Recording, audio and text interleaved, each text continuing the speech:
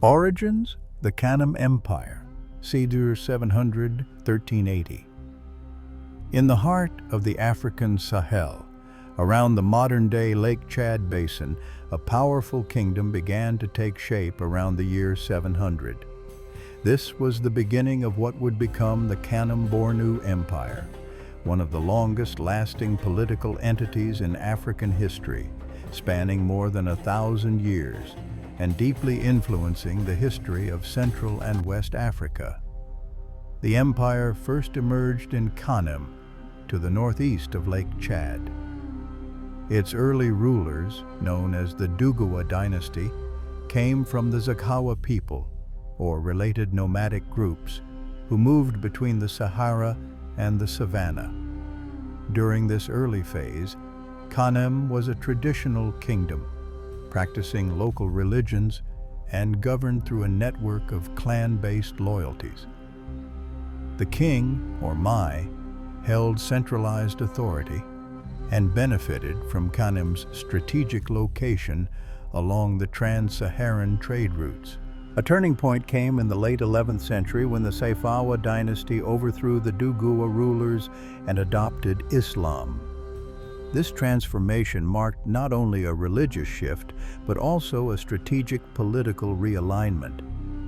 By embracing Islam, the Saifawa kings positioned themselves as part of the wider Islamic world, forming diplomatic and religious ties with North Africa and the Middle East. Kings sent pilgrims to Mecca, corresponded with the rulers of Egypt and Libya, and introduced Islamic law and Arabic script into their administration. The capital city, Njimi, became a center of trade, religious learning, and political authority. The 13th century was a golden age for Kanem, especially under the reign of Mai Dunama Dabalemi, who expanded the empire's territory deep into the central Sahara and westward into the Hausa regions. The economy flourished thanks to trans-Saharan trade in salt, slaves, horses, and textiles, and Islamic scholarship was encouraged throughout the realm. Islam, while increasingly central to the state, was often blended with local traditions, creating a distinct regional character. Yet this prosperity eventually gave way to conflict and decline.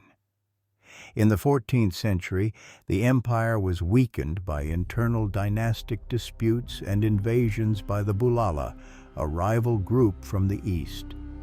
The pressure became so great that the Saifawa court was forced to flee westward across Lake Chad, abandoning Njimi. There, they re-established their authority in a new region known as Bornu, founding a new capital at Ngazargamu and continuing the imperial tradition under a new geographic focus. Though displaced, the Saifawa dynasty thrived again. The Bornu Empire, which arose in the 14th century, inherited the cultural, religious, and political legacy of Kanem, but adapted to new circumstances.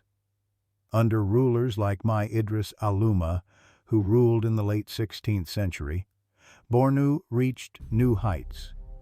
Idris Aluma reformed the army, introduced firearms acquired from the Ottomans, improved infrastructure, and strengthened Islamic law. He is remembered as one of the greatest rulers in the empire's long history. By the end of the 17th century, however, the empire began to decline gradually. Shifts in trade routes, European incursions along Africa's western coasts, and the rise of rival powers such as the Sokoto Caliphate and the Wadai Empire challenged Bornu's dominance.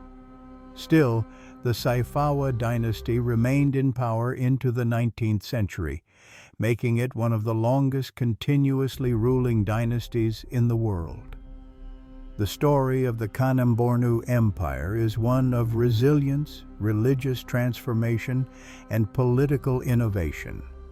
It stood at the crossroads of desert and savanna, Islam and indigenous belief, trade and empire. Its legacy remains visible in the culture, religion, and historical memory of the Sahel region to this day.